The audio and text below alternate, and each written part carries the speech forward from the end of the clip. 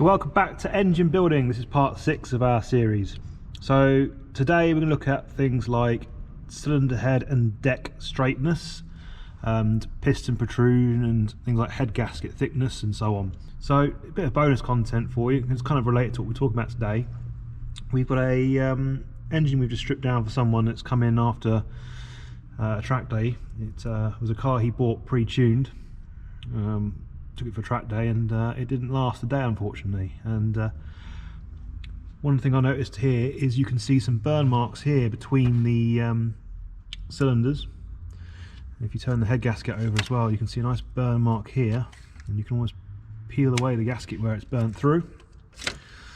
Also, you can rub your finger on here and feel a rough surface, so there's probably something to do with wall clearance issues there. We haven't stripped it down enough to know what's got on with it exactly, whether it's a build issue, whether it's just overheated and got way too hot. Possible causes are head lift, so inadequate head bolts, or head bolts not done right, or the deck surface or the head surface wasn't properly flattened or something, or just generally it has thermal issues. Maybe it boiled over from a water leak or water lock or something, or something's gone wrong basically. It's clearly overheated. We've had contact on the cylinder walls from the pistons, we've had burn through on the head gasket, but yeah, no, just a sample of what can happen when you've got issues with your deck and your head gasket and so on. It's one thing I thought you guys might find interesting to see. So when you rebuild or refurbish an engine, generally speaking, you're going to have to machine the block or the cylinder head to remove the old gasket indentation, and also to ensure the surfaces are perfectly flat, because they may have warped or bowed over time. By doing so, you're removing metal from the top of your block or the bottom of your cylinder head. Now, this has two effects. One, it brings the piston slightly further out of the block than it would have been otherwise. So if you shave 1/2 mil off the block, your piston is now going to stick out 1/2 mil further. Your valves and your cylinder head will also be brought closer to the piston if you skim your head. The problem with this is that while everyone's told that the valve opens and closes exactly at TDC and BDC and so on, the truth is not quite that. Valves open at different times as the piston's coming up and coming down, and they can be fully open still as the piston's coming up and then move back in as the piston just rises to the top, which means the clearance in this area here and this area here is very important. You'll notice a lot of aftermarket pistons typically have big cutouts in the side of the pistons here to allow space for valves to actually move into. Now, if you're running standard cams and standard height block and standard thickness head and so on, with a standard gasket, everything should work out as designed. But the moment you start machining away at your block to make it flat, or machining away at your cylinder head to make it flat, you bring these things closer together. The other issue is that the cylinder head may not be quite the shape. It may have a surface that comes in and then it may go up. This gap here between your piston and your cylinder head also needs to be enough that when the piston gets hot and expands and the head gets hot and expands, the metal never touches. So we're looking to see how much space we have between our cylinder head and our piston. And we're also looking to see how much space we'll have between the valves as they open and close in relation to our piston. So we need to, first of all, measure piston protrusion, which is how far the piston sticks out of the block. We also need to work out how thick our head gasket needs to be to keep that piston away from the surface of the head. So let's say we've removed 1/2 mil off of our block. Well, we're going to need a crushed gasket 1/2 mil thicker to keep the spacing between the piston and the cylinder head correct. Now, you might find a standard, say you've got 3 mil or 4 mil of clearance, and your build spec says you must have a minimum of 2 mil. Well, if you only removed 1/2 mil, you might have got away with that. But you need to look at what's available on your particular engine build, and also what your specs say you're allowed. Also with valve clearance, just because you skim ahead and they might fit with these aftermarket pistons does not mean they might fit if you go and put some high lift camshafts in. You might add another 3 mil of lift, which is actually going to push this valve 3 mils further in at peak lift, but it also might have a longer duration and a different profile, which means the valve may stay down for longer and get close to the piston. If we find that we haven't got enough clearance between our cylinder head, or our valves are contacting our pistons, or don't have enough clearance, because you've got to remember again, just because you've got, say, a millimetre's clearance when the engine's cold does not mean that clearance will still be there when the engine's hot. You have to have a certain amount of clearance to allow for thermal expansion, but also the fact that this piston will come up, and as the camera rotates, you may get a point where the spring does not snap the valve shut back instantly. So there's certain specifications you'll be given in your engine's specs that will tell you what the minimum clearances will be between the cylinder head and the piston, and also the valve and the piston. Sometimes you can solve this with a thicker head gasket, sometimes you can't. Sometimes you'll need to work out where you're contacting on your piston and actually have your pistons machined with even bigger cutouts for your valves. Particularly the case if you've gone and put, let's say, 1 mil larger valves, where the cutouts is in place for the standard valve size, but they don't go deep enough for the extra valve material you've created by having oversized valves. So in order for our head gasket to seal properly, we need to be sure that our block and our head are flat. Now, machining the block and the head is done for two reasons. One, to make sure you've got a flat surface that hasn't got a gap in the middle where it bows in and the head bows up and you've got a lack of pressure on the middle of the head gasket. And secondly, the old head gasket will leave impressions and indentations in your metal where it's been pressed into the metal. And if you leave those indentation marks behind, then your new gasket won't seal properly. So to check for flatness, what we use is a straight edge ruler. It's a metal ruler that's perfectly straight along the edge, and feeler gauges. Now we'll have a allowable amount of non-flatness, but ideally you want nothing. So get your feeler gauge that is of the spec you wish to check for.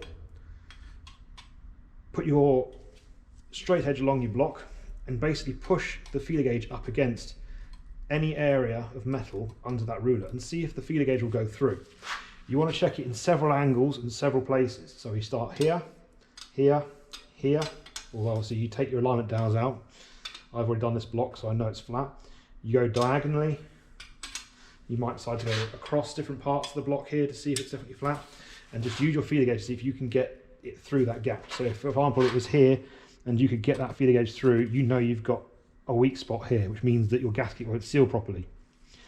Like that car we saw earlier, it burnt through the gasket between two cylinders. It could possibly have been because of the fact this bit of metal here was bowed in. Who knows, we haven't taken it apart yet to know.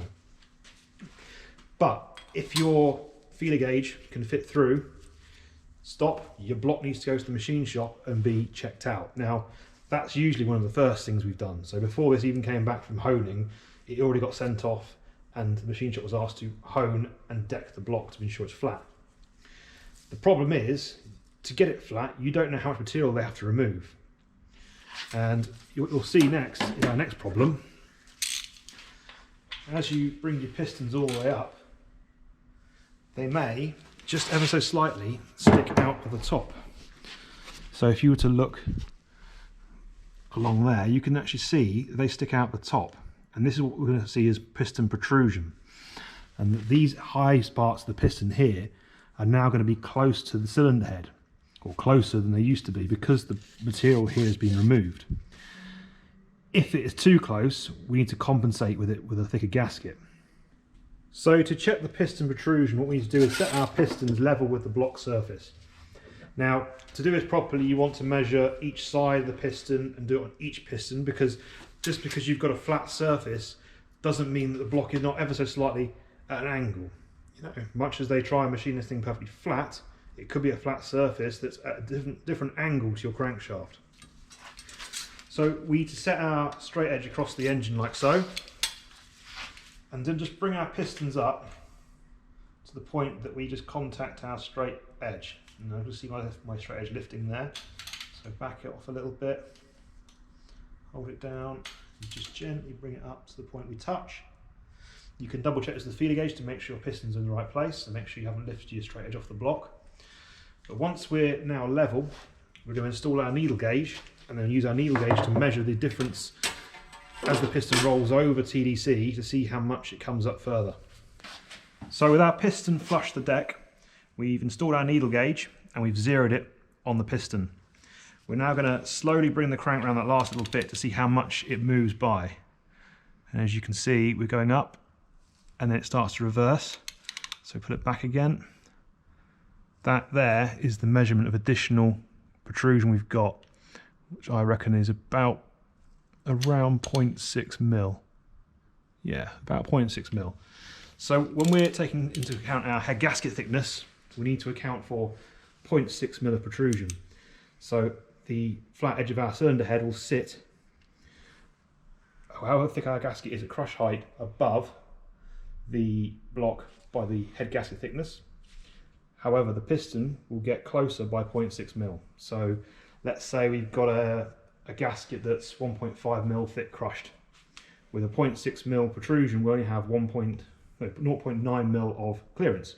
If the minimum spec is 1 mil, then that's no good. We'll need a thicker gasket. So this is how you determine the gasket thickness in terms of relation to the cylinder head. So just like the block, we need to check the flatness of the cylinder head. Exact same technique. We use a straight edge ruler and our correct feeler gauge, and we just push up against the straight edge to see if there's any parts we can get underneath of. And again, just like the block, we measure it from here, here, here, diagonally, diagonally, and across the head as well. And just checking that particular areas like this, that there's no way the feeler gauge can fit through. Again, if this is bowed deep or the head is bowed this way, you'll find that head gasket will not seal properly, particularly around the middle cylinders.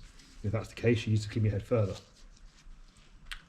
If you're taking your head off and you just want a quick way of seeing how much clearance you've lost, you can use your calipers to measure usually a test point on your cylinder head versus the surface before it goes to the machine shop and record your measurement.